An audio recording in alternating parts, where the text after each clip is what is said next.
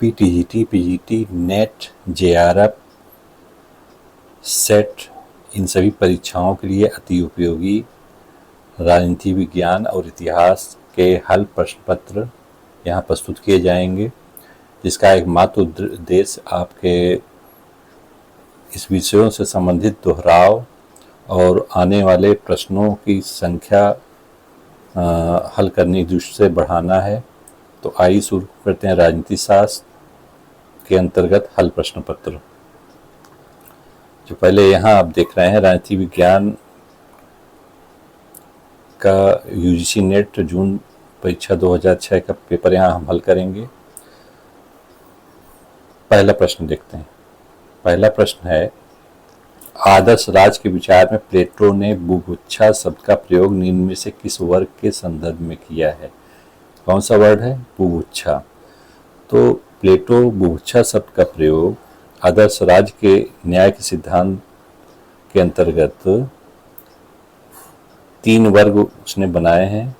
3 वर्गों में से जो बुभुक्षा शब्द का प्रयोग शिल्पकार के लिए प्लेटो द्वारा किया गया है। किस द्वारा किया गया है? शिल्पकार के लिए। दूसरे नंबर प्रश्न है, सर्वश्रेष्ठ व्यवहारिक राज्य का विचार निम्न में से किस विचारक का योगदान है? सर्वश्रेष्ठ व्यवहारिक राज्य के लिए किस विचारक ने योगदान दिया है? 4 ऑप्शन में से इसका आंसर क्या होगा? अरस्तु। अरस्तु का जो सर्वश्रेष्ठ राज्य है, व्यवहारिक राज्य है, उसको नाम दिया अरस्तु ने पोलिटी, जो कि लोकतंत्र और गणतंत्र का सम्मिलित रूप है, जिसमें संख्या और विवेक का समन्वय होता है। प्रश्न नंबर संख्या 3 है। देखिए, ये मिलान करना है। 4 ऑप्शन दिए हुए हैं, हम लोग डायरेक्ट मिलान करते हैं क्योंकि परीक्षा शीघ्र ही संपन्न होने वाली है। पहला है धर्मनिरपेक्षता का सिद्धांत। तो धर्मनिरपेक्षता का सिद्धांत किसने दिया है? तो ये देख रहे हैं आप लोग, किसने दिया है? मैकियावेली ने। धर्मनिरपेक्षता का सिद्धांत दिया गया है किसके द्वारा? मैकियावेली द्वारा धर्मनिरपेक्षता का सिद्धांत दिया गया है। सहमति का सिद्धांत किसके द्वारा दिया गया है? तो सहमति का सिद्धांत दिया गया है लाक द्वारा। व्यक्तिवादी सिद्धांत हाब्स द्वारा, व्यक्तिवादी है, पहला व्यक्तिवादी। स्वतंत्रता का सिद्धांत दिया है रूसो ने। अगले प्रश्न की ओर बढ़ते हैं। अगला प्रश्न है, निम्न में से कौन से जोड़ों का सही मिलान नहीं है? मतलब कि एक कोई गलत है, बाकी 3 सही हैं। तो इन 4 ऑप्शन में से हमें देखने हैं। डायरेक्ट हम लोग आंसर की ओर बढ़ते हैं ताकि सिद्धता से दोहराव हो सके। पहला ये सही है। राजनीति के आध्यात्मिकरण का विचार किसने दिया है? तो ये महात्मा गांधी ने दिया है, ये सही मिलान है। नव मानववाद का विचार किसने दिया है? M.N. राय ने दिया है, ये भी सही है ऑप्शन में। तीसरा, गांव के पुनर्गठन का विचार किसने दिया है? तो ये J.P. नारायण का विचार नहीं है, ये विचार है महात्मा गांधी का। चौथा है, इतिहास के आध्यात्मिक निर्धारण का विचार, इतिहास के आध्यात्मिक निर्धारण का विचार दिया गया था डॉक्टर भीमराव अंबेडकर द्वारा। डायरेक्ट आंसर पे हम लोग आएंगे जिससे दोहराव तेजी से होगा। अगला प्रश्न देखते हैं। टू ट्रेटाइज ऑन सिविल गवर्नमेंट के लेखक कौन है? तो ये पुस्तक टू ट्रेटाइज ऑन सिविल गवर्नमेंट के लेखक जॉन लॉक हैं। कभी कभी एग्जाम में आ जाता है कि टू ट्रेटाइज ऑन सिविल गवर्नमेंट की रचना कब लॉक ने की है? तो ये 1690 में टू ट्रेटाइज ऑन सिविल गवर्नमेंट की रचना जॉन लॉक ने की है। अगले प्रश्न की ओर बढ़ते हैं। प्रश्न संख्या 6, निम्न में से किस लेखक ने न्याय का सिद्धांत समझौतावाद पर आधारित किया? न्याय के सिद्धांत को समझौतावाद पर आधारित किया है। 4 ऑप्शन है, इसमें देखते हैं। न्याय का सिद्धांत रॉल्स ने ही दिया है। राज के न्याय के सिद्धांत समझौतावाद पर आधारित, किस पर आधारित है? समझौतावाद पर आधारित है।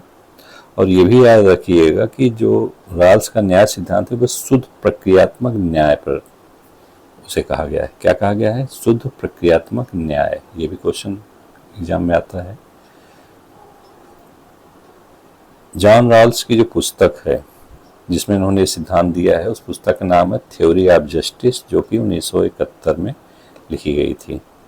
अगले प्रश्न की ओर बढ़ते हैं। प्रश्न संख्या 7, निम्न में से कौन से जोड़े का सही मिलान नहीं है? मतलब ये जो ऑप्शन दिए गए हैं ABCD, इनमें से 3 सही हैं, एक गलत मिलान होगा। तो हम लोग डायरेक्ट इसके आंसर की ओर बढ़ते हैं ताकि दोहराव तेजी से हो सके। तो यहाँ है 2 तलवारों का सिद्धांत का मुख्य प्रतिपादक कौन था? तो ये थे पोप ग्लेसियस प्रथम। 2 तलवारों का सिद्धांत प्रतिपादक कौन है? पोप ग्लेसियस प्रथम। अगला है न्याय का विचारात्मक सिद्धांत किसने दिया है? अभी पीछे हम लोगों ने पढ़ा, जॉन रॉल्स ने दिया है। अंतर्विरोध का विचार, अंतर्विरोध का विचार दिया किसने? माओ ने दिया है। अगला पॉइंट है नव मानववाद का विचार किसके द्वारा दिया गया? तो ये नव मानववाद का विचार दिया गया है MN राय, मानवेंद्र नाथ राय द्वारा। प्रश्न संख्या 8 की ओर बढ़ते हैं। प्रश्न संख्या 8 क्या कह रहा है? चर्च की सरकार इसके सदस्यों की सहमति पर आधारित है, इस विचार की पुष्टि किसने की है? तो चर्च की सरकार इसके सदस्यों की सहमति पर आधारित है, इसकी पुष्टि करता है पारिस्थितिक आंदोलन। कौन करता है? पारिस्थितिक आंदोलन करता है। इसमें क्या था कि चर्च की सरकार के सदस्यों की सहमति पर आधारित इस विचार की पुष्टि पारिस्थितिक आंदोलन ने की, और इसके प्रतिपादक जो थे, प्रतिपादक मार्सिलियो द पेडुआ थे। कौन थे? मार्सिलियो द पेडुआ इसके प्रतिपादक थे। अगले प्रश्न की ओर बढ़ते हैं। अगले प्रश्न क्या है? प्रश्न संख्या 9। नीचे दिए गए कथनों में से एक कथन A है और दूसरा कथन R है। कथन कारण है, तो इसमें जो उपयुक्त आंसर है उसको देखना है। तो डायरेक्ट आंसर की ओर हम लोग बढ़ते हैं ताकि रिवीजन शीघ्रता से हो सके। क्या है आंसर? कथन क्या है? हीगल के अनुसार वर्तमान ऐतिहासिक विकास क्रम में केवल संवैधानिक राजतंत्री विवेकपूर्ण शासन प्रणाली है। ये कथन भी सत्य है। हीगल के अनुसार वर्तमान ऐतिहासिक विकास क्रम में केवल संवैधानिक राजतंत्री विवेकपूर्ण शासन प्रणाली थे। हीगल इसका समर्थन करता है। कारण दिखाया है, परंतु जर्मन स्वभाव के लिए निरंकुश राजतंत्र ही एकमात्र अनुकूल व्यवस्था है। तो ये भी सही है, लेकिन कथन कारण एक दूसरे की व्याख्या नहीं करते हैं तो दोनों सही, लेकिन एक दूसरे को सपोर्ट नहीं करते हैं। या सही आंसर होगा B। 10वें प्रश्न को बढ़ते हैं। 10वां प्रश्न क्या कहता है? यह किसने कहा कि कौन, क्या, कब और कैसे प्राप्त करता है, यह राजनीति का विषय है। कौन, क्या, कब और कैसे प्राप्त करता है, यह राजनीतिक विषय है। ये कहा है लासवेल, जो कि शक्ति सिद्धांत के प्रमुख प्रतिपादक हैं। किसने कहा है? लासवेल ने कहा है, जो क्या है? शक्ति सिद्धांत के प्रमुख प्रतिपादक हैं। इनकी एक पुस्तक है politics, how, get, what, when, why. ये 1936 में इनके द्वारा लिखा गया है। ये आंसर लासवेल सही है इसमें। प्रश्न संख्या 11 की ओर बढ़ते हैं। संवैधानिकवाद की पश्चिमी अवधारणा का मुख्य विशेषता क्या है? जो संवैधानिकवाद है पश्चिम में, जो इसकी अवधारणा है, इसकी मेन विशेषताओं को लेकर हमें चलना है। तो ये आंसर डायरेक्ट देखते हैं। ये B आंसर बता रहा है। तो इसकी विशेषताएं B के अंतर्गत क्या क्या होगी? विधि का शासन, प्रतिनिधि संस्थाएं और सशक्त लोकमत। ये आंसर सही होगा। विचारधारा बात पश्चिमी अवधारणा का मेन में नहीं आता। अगला देखते हैं। प्रश्न संख्या 12। निम्न में से किसका विश्वास है कि शासक वर्ग शक्ति तथा विशिष्ट चालाकी से शासन करता है? क्या कह रहा है? शासक वर्ग शक्ति से, पावर से तथा विशिष्ट चालाकी से शासन करता है। किसका विचार है? तो ये विचार है परेटो का। किसका? परेटो का विचार ये है। परेटो का मानना है कि शासक वर्ग शक्ति तथा विशिष्ट चालाकी से शासन करता है। अभिजन सिद्धांत की धारणा विभिन्न व्यक्तियों की क्षमताओं में असमानता पर आधारित है। परेटो के अनुसार वे व्यक्ति जो अपने कार्य क्षेत्र के अंतर्गत सबसे अधिक उच्च श्रेणी पर हैं वो अभिजन है। ये परेटो का कहना है। अगले प्रश्न की ओर देखते हैं। आदर्शवाद आधारित है। आदर्शवाद किस पे आधारित है? 4 ऑप्शन देख ही रहे हैं आप लोग। तो आदर्शवाद नैतिकता की प्रधानता पर आधारित है। उसका कहना है कि राष्ट्रों को अपने नैतिक सिद्धांतों पर चलना चाहिए। विश्व की समस्त वस्तुएं विचार या चेतना के व्यक्ति हैं। सृष्टि का सार तत्व तो जड़ पदार्थ नहीं अपितु चेतना है। चेतना पे भी आधारित है आदर्शवाद, याद रखिएगा। अगला है नियामक राजनीतिक सिद्धांत का कृत विद्रोही सिद्धांत कौन सा है? नियामक राजनीतिक सिद्धांत का कृत विद्रोही तो द्वितीय महायुद्ध के पश्चात परंपरागत राजनीति विज्ञान के विरोध में एक व्यापक क्रांति हुई। जो पहले से राजनीति विज्ञान का सिद्धांत था परंपरागत, उसके विरुद्ध एक व्यापक क्रांति हुई जिसने सभी समाज विज्ञानों को प्रभावित किया। नियामक राजनीतिक सिद्धांत का कुल विद्रोही सिद्धांत व्यवहारवाद को कहा जाता है। याद रखिएगा, आंसर क्या होगा? व्यवहारवाद को कहा जाता है। अगला है, भारत की संघीय व्यवस्था इस संघीय राज के निकट है। तो जैसा कि विदित है कि हमारी जो संघीय व्यवस्था अपनाई गई कनाडा से अपनाया गया है, उसके निकट है। संघीय व्यवस्था के प्रमुख तत्व जैसे लिखित संविधान, स्वतंत्र न्यायपालिका, शक्तियों विभाजन, दोहरी शासन व्यवस्था इत्यादि है जो कि हमने अपनाया है। प्रश्न संख्या 16 की ओर बढ़ते हैं। भारत की संसदीय व्यवस्था कौन से सिद्धांत पर आधारित नहीं? मतलब 3 आंसर सही होंगे जिस पर आधारित होगी संसदीय व्यवस्था हमारी, और एक ऐसा होगा जिस पर नहीं आधारित होगी। तो ये जो 4 ऑप्शन है इसमें जो है कौन सा नहीं होगा? सामूहिक उत्तरदायित्व तो हमारी संसदीय व्यवस्था में है, हाँ है सामूहिक उत्तरदायित्व। जो आपका मंत्रिपरिषद होती है, लोकसभा के प्रति सामूहिक रूप से उत्तरदायित्व होती है, सही है। फिर है न्यायिक सर्वोच्चता। न्यायिक सर्वोच्चता है, सुप्रीम कोर्ट अंतिम व्याख्याता है सर्वोच्च संविधान का, ये भी सही है। भारत संसदीय व्यवस्था कौन से सिद्धांत पर आधारित नहीं है? संघवाद हमारे यहाँ है, फेडरल व्यवस्था है। शक्तियों का पृथक्करण, तो शक्तियों का पृथक्करण जो है आधारित नहीं है। मेन मुख्यतः जो है अधिकांश शक्तियां मेन है वो केंद्र सरकार ने ही लिया है।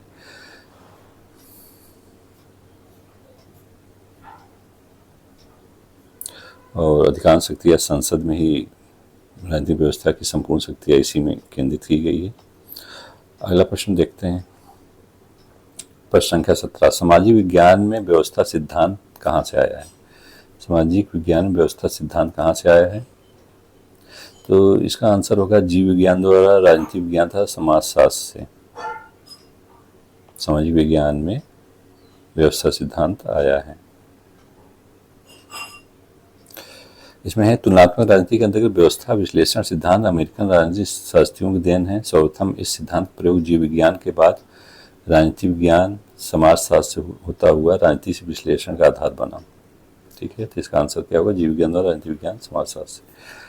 विश्व में सबसे पुराना द्वितीय सदन किसे कहा जाता है? तो विश्व का सबसे पुराना द्वितीय सदन की बात किया है तो ये लॉर्ड सभा है। लॉर्ड सभा कहाँ है? ये इंग्लैंड की है। लोकतांत्रिक प्रणाली में से कुलीन तृतीय संस्था कहा जाता है इंग्लैंड में, क्योंकि इसकी सदस्यता का आधार क्या है? वंशागत है। और लॉर्ड सभा विश्व में सबसे पुराना द्वितीय सदन है, ये याद रखिए। प्रश्न संख्या 19 है, लुसियन पाई के अनुसार राजनीतिक विकास के संकट क्या क्या है? राजनीतिक विकास के संकट क्या क्या हैं? तो इसका डायरेक्ट आंसर होगा राजनीतिक विज्ञान के संकट हैं 2, 3, 4, यानी वैधता, नगरीकरण, औद्योगिकरण, सहभागिता। यहाँ दिया है लुसियन पाई के अनुसार राजनीतिक विकास के संकट हैं वैधता का संकट, नगरीकरण, औद्योगिकरण संकट और सहभागिता का संकट। प्रश्न संख्या 20 देखते हैं। 20 है, इनमें से कौन से देश में संस्थात्मक तथा आध्यात्मिक शासन प्रणाली का मिश्रण है? मतलब संस्थात्मक में भी है, आध्यात्मिक दोनों का मिश्रण कहाँ है? तो ऐसा देखा जाता है कहाँ? फ्रांस में। व्याख्या देखते हैं। फ्रांस की शासन प्रणाली संस्थात्मक तथा आध्यात्मिक शासन व्यवस्था का मिश्रण है। 1958 के संविधान ने 5वें गणराज्य की स्थापना की थी, जिसमें न तो राष्ट्रपति सरकार का प्रावधान है न संसदीय सरकार का, बल्कि इन दोनों तत्वों को मिलाकर दिया गया है। यानी फ्रांस में दोनों तत्वों का मिश्रण है। प्रश्न संख्या 21, राजनीतिक दलों का त्रिवर्गीकरण एक दल पद्धति, द्विदल तथा बहुदल पद्धति में किसने बांटा है?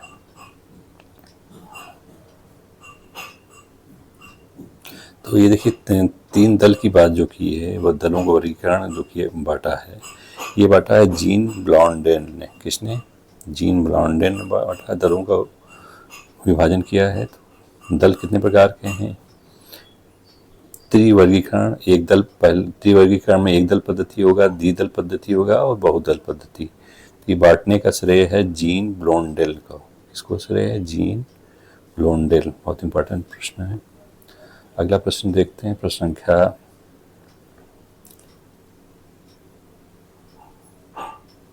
यहाँ इसकी व्याख्या भी देखते हैं। ब्लॉन्डेल ने दल व्यवस्था के 5 प्रकार माने हैं। ब्लॉन्डेल ने दल व्यवस्था के कितने प्रकार माने हैं?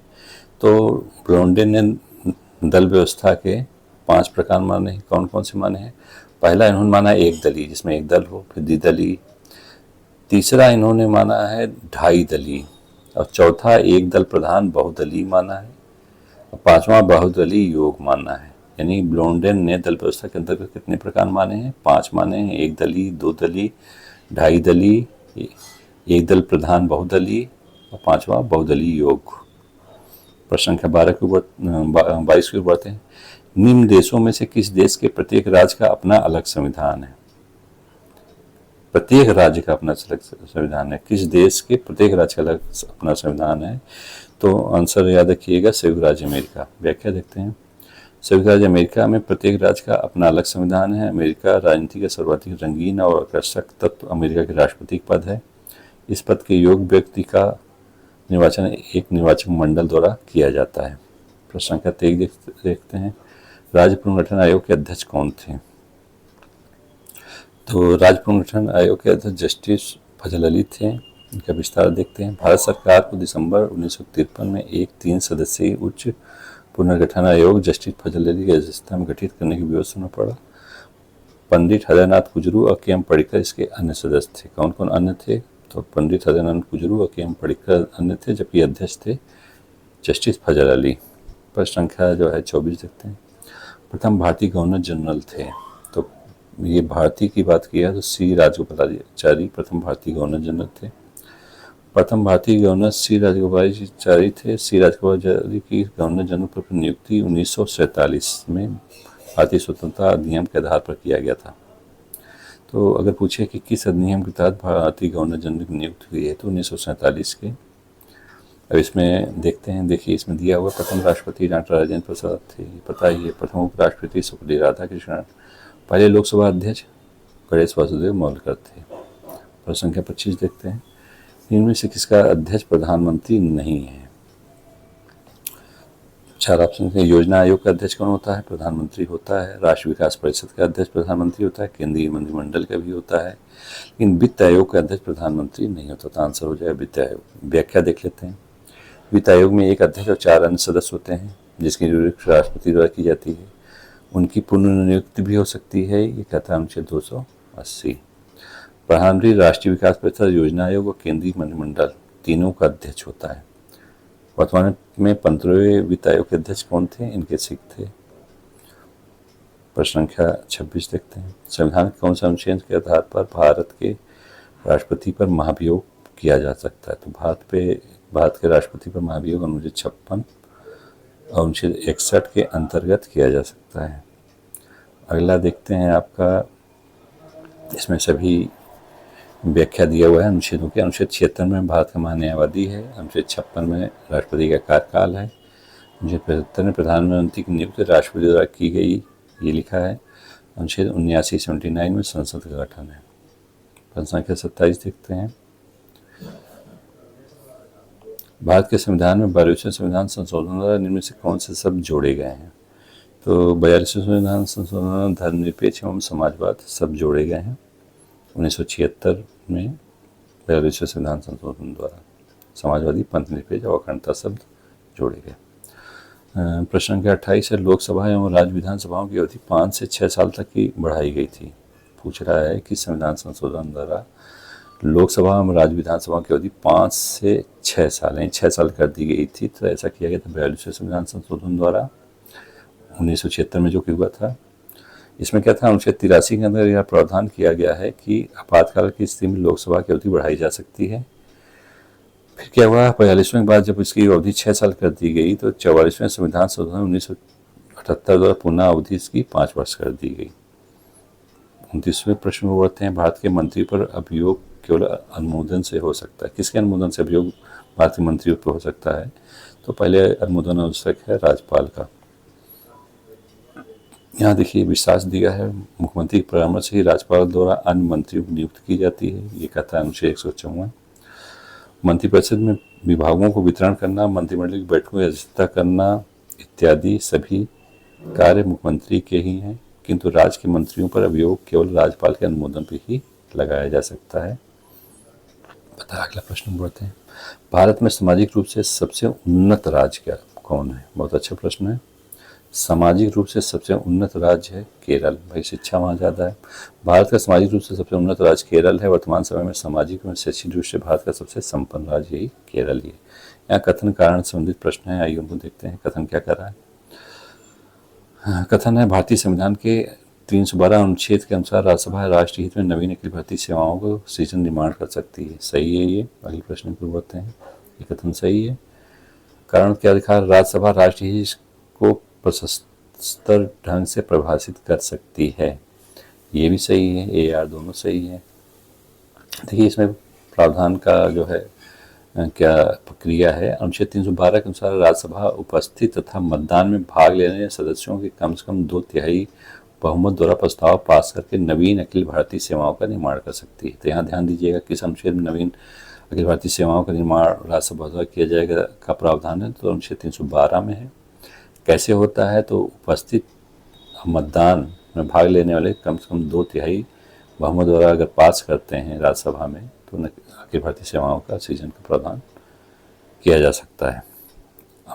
ये अगला है प्रश्न संख्या 32 है। मिलान करना है। इसको डायरेक्ट मिलान करते हैं ताकि समय की बचत हो। तो देखिए पीवी नरसिंह राव इन्होंने नीति लाई थी, पूर्व की ओर देख नीति लाई थी।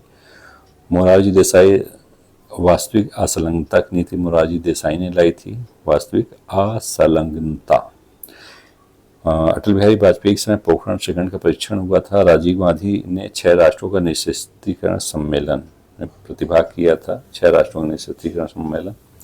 प्रश्न संख्या 33 है। लोक प्रशासन के विषय के रूप में उत्पत्ति कहाँ हुई है? तो लोक प्रशासन विषय के रूप में उत्पत्ति हुई थी संयुक्त राज्य अमेरिका में। विस्तार देखते हैं।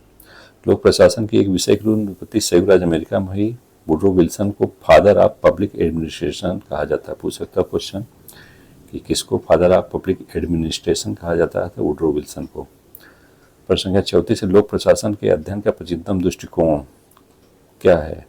तो लोक प्रशासन का प्राचीनतम दृष्टिकोण जो है अध्ययन का दार्शनिक दृष्टिकोण है। व्याख्या देखते हैं। लोक प्रशासन के अध्ययन का प्राचीनतम दृष्टिकोण दार्शनिक दृष्टिकोण है। संयुक्त राज्य अमेरिका में 18वीं शताब्दी के अंत में प्रकाशित विश्व को फेडरलिस्ट के 72वें अनुच्छेद में अमेरिका के पहले वित्त मंत्री हैमिल्टन ने लोक प्रशासन के अभिप्राय एवं अनुच्छेद का स्पष्ट व्याख्या की है। प्रश्न संख्या 35 देखते हैं। प्रश्न संख्या 35 है। निम्नलिखित में से किसने सार्वजनिक तथा निजी प्रशासन में स्पष्ट अंतर किया है? सार्वजनिक और निजी प्रशासन। तो इसमें अंतर किया है पॉल एच एप्पलबी ने। क्या किया इन्होंने? लोक प्रशासन की राजनीति विज्ञान से पृथक अध्ययन के रूप में प्रतिष्ठित करने में एल.डी. वाइट का महत्वपूर्ण योगदान रहा है। उन्होंने राजनीति प्रशासन भेदभाव पर जोर दिया है। तो लेकिन ये जो आंसर हम लोग ऊपर देखे हैं सार्वजनिक निजी प्रशासन में अंतर किया है एप्पलबी, पॉल एच एप्पलबी ने। अगला प्रश्न देखते हैं 36। नवलोक प्रशासन पर प्रथम पुस्तक संपादित हुई थी किसके द्वारा? तो नवलोक प्रशासन पर पहली पुस्तक जो आई थी towards and new public administration the Minnowbrook perspective 1971, ये दिया था फ्रैंक मेरिनो द्वारा। लोक प्रशासन पहली पुस्तक किसकी आई है? फ्रैंक मेरिनो की आई है। प्रश्न संख्या 37 देखते हैं। एल्टन मेयो तथा उनके साथियों द्वारा हार्थोन प्रयोग किए जाने से नव विचार उत्पन्न हुए जिन्हें क्या कहा गया? तो इन्हें मानव संबंध सिद्धांत कहा गया। व्याख्या देखते हैं। मानव संबंध सिद्धांत के आधारभूत नियम अमेरिकन समाजशास्त्री एल्टन मेयो द्वारा इस शताब्दी के दूसरे शतक के अंतिम और तीसरे दशक के प्रारंभिक चरण में प्रतिपादित किए गए थे। प्रश्न संख्या 38 देखते हैं। निम्न में से वैज्ञानिक प्रबंध का कौन सा उद्देश्य नहीं है? 3 उद्देश्य वैज्ञानिक प्रबंध के होंगे, एक नहीं होगा। तो देखते हैं क्या क्या है। प्रतिदिन कार्य योजना ये है, बी वाला सही है। सी कार्य स्थिति मानक, ये भी सही है। कार्य विधि मानक ये तो होता ही है। अनौपचारिक ग्रुप कार्यविधि यही नहीं है। प्रश्न संख्या 39 देखते हैं। किसने स्टाफ सूत्र को त्रिवर्गीकरण सामान्य स्टाफ, तकनीकी स्टाफ और सहायक स्टाफ में विभाजित किया था? तो स्टाफ को त्रिवर्गीकरण में विभाजित किया था एल.डी. वाइट ने। कौन कौन से? सामान्य स्टाफ, तकनीकी स्टाफ और सहायक स्टाफ में विभाजित किया। अगला देखते हैं प्रश्न 40। उत्तरदायित्व के विभिन्न स्तरों पर उच्च अधिकारी तथा अधीनस्थ कर्मचारियों के संबंधों को क्या कहते हैं? उत्तरदायित्व के विभिन्न स्तरों पर उच्च अधिकारी तथा अधीनस्थ अधिकारियों के संबंधों को क्या कहते हैं? देखिए, जो पद जो होता है उसको पद सोपान कहते हैं। पद सोपान शाब्दिक अर्थ है श्रेणीबद्ध प्रशासन, जिसका मतलब है निम्नतर पर उच्चतर का शासन या नियंत्रण। इसमें निम्न स्तरीय व्यक्ति उच्च स्तरीय व्यक्ति के प्रति उत्तरदायी होता है। तो ये 40 का ये था उत्तर। प्रश्न संख्या 41 देखते हैं, प्रजातंत्र में लोक सेवक प्रतिबद्ध होना चाहिए, किसके प्रति प्रतिबद्ध होना चाहिए लोक सेवक को?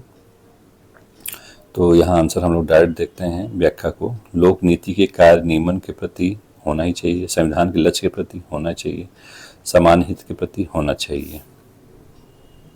अगला है प्रश्न संख्या 42, मैक्स वेबर के सत्ता संबंधी त्रिसूत्री वर्गीकरण से समाविष्ट है। मैक्स वेबर का सत्ता संबंधी जो त्रिसूत्री वर्गीकरण आया है तो उसमें क्या क्या है ये पूछा है। इसमें है, पहला नहीं होगा, मनसंगत सत्ता नहीं होगी, बाकी तीनों पारंपरिक सत्ता, चमत्कारी सत्ता, अवैध विवेकी सत्ता, ये इसमें है। अगले प्रश्न को बढ़ते हैं। प्रश्न संख्या 43, शक्ति संतुलन के सिद्धांत का लक्ष्य क्या होता है? शक्ति संतुलन, देखिए शक्ति संतुलन जब करना है इसका लक्ष्य क्या होगा? यथा पूर्व स्थिति, जैसी स्थिति बनी है पहले की उसी स्थिति को बनाए रखना। शक्ति संतुलन का अर्थ है संतुलन जो बदलते राजनीतिक ढांचों तथा शक्ति संबंधों में गतिशीलता के कारण निरंतर तथा सदैव परिवर्तनशील रहता है। शक्ति संतुलन सिद्धांत का लक्ष्य होता है यथा पूर्व स्थिति। प्रश्न संख्या 44 देखते हैं, शांति प्रस्ताव की कार्यसूची संबंध रखती है। शांति प्रस्ताव कार्यसूची किससे संबंध रखती है? तो ये संयुक्त राष्ट्र संघ से। शांति के लिए एकता प्रस्ताव संयुक्त राष्ट्र से संबंध रखता है या 1950 में कोरिया संकट के दौरान महासभा द्वारा प्रस्तुत किया गया। तो शांति प्रस्ताव के बारे में पूछता जाता है कि कब प्रस्तुत किया गया? 1950 में कोरिया संकट के दौरान। प्रश्न संख्या 45 देखते हैं, प्रकृति का वस्तुपरक कानून एक यथार्थवाद का सिद्धांत है जिसकी अभिव्यक्त किया गया किसके द्वारा? प्रकृति का वस्तुपरक कानून का किसके द्वारा अभिव्यक्त किया गया है जो कि यथार्थवाद पर आधारित है? तो मार्गन थाउ द्वारा। प्रकृति का वस्तुपरक कानून एक यथार्थवाद का सिद्धांत है जिसको मार्गन थाउ द्वारा अभिव्यक्त किया गया है। यथार्थवादी दृष्टिकोण शक्ति, शास्त्र और युद्ध को मानव स्वभाव विशेषता मानता है। प्रश्न संख्या 46 देखते हैं, व्यापारिक राज के सिद्धांत का अभिव्यक्त किया है किसने? व्यापारिक राज, क्वेश्चन भी कई बार आया है। व्यापारिक राज्य के सिद्धांत का अभिव्यक्त किया है रोज क्रॉन्स ने। किसने? रोज क्रॉन्स ने व्यापारिक राज्य के सिद्धांत का अभिव्यक्त किया है। अगला प्रश्न प्रश्न संख्या 47, यथार्थवाद का विचार परिभ्रमण करता है शक्ति एवं राष्ट्र हित के साथ। क्वेश्चन आ सकता है यथार्थवाद विचार किसके साथ परिभ्रमण करता है? तो शक्ति तो रहेगी और राष्ट्र हित भी रहेगा। इसके प्रमुख प्रतिपादक तो जानते हैं मार्गन थाउ हैं। इनकी पुस्तक है politics among nation, the struggle for power and peace, 1948। अगले प्रश्न को बढ़ते हैं। प्रश्न संख्या 48 से नीचे दो वक्तव्य दिए गए हैं, एक कथन और दूसरा कारण। कथन कारण संबंधित प्रश्न है, कथन देख लेते हैं। वैश्वीकरण में राष्ट्र राज्य की प्रासंगिकता को दुर्बल कर दिया है। वैश्वीकरण ने राष्ट्र राज्य की प्रासंगिकता को दुर्बल कर दिया है। सही है, वैश्वीकरण ने दुर्बल किया है राष्ट्र राज्य की प्रासंगिकता को। कोई राष्ट्र राज्य अब प्रासंगिक नहीं है क्योंकि राष्ट्रवाद अब भी मूल शक्ति रूप में चल रहा है।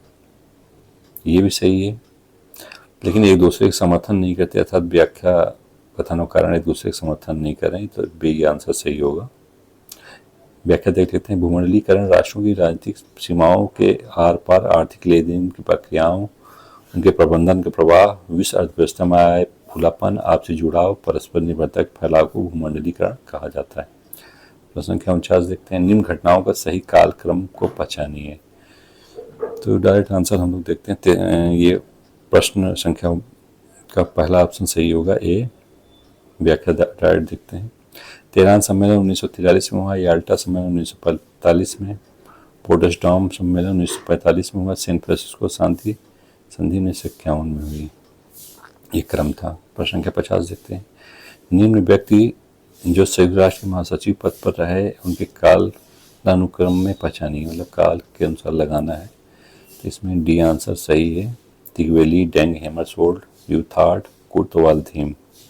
दिग्विलिक का कार्यकाल रहा है जो 1946-1952, डैंग हेमरसोल्ड का 1953 से 61, यू थॉट का 1961 से 71, कुर्ट वाल्धीम का 1972 से 1981। इसमें याद रखिए यू थॉट जो थे म्यांमार के थे और पहले एशियाई थे। तो अगले क्रम में हम लोग इतिहास का प्रश्न पत्र 50 हल करेंगे जो कि यूजीसी नेट का होगा। ये सब प्रश्न टीजीटी पीजीटी एग्जाम में भी आ सकते हैं। धन्यवाद।